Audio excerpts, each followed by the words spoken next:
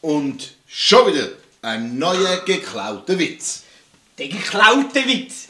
Genau. Ja, und heute machen wir den vom hinteren Wagen. Boah! Ja, wie geht der? Ja, keine Ahnung, ich war im Vater. Los mal, gehst du gerne ins Kino? Jawohl. Also, dann machen wir jetzt einen, wo du im Kino bist.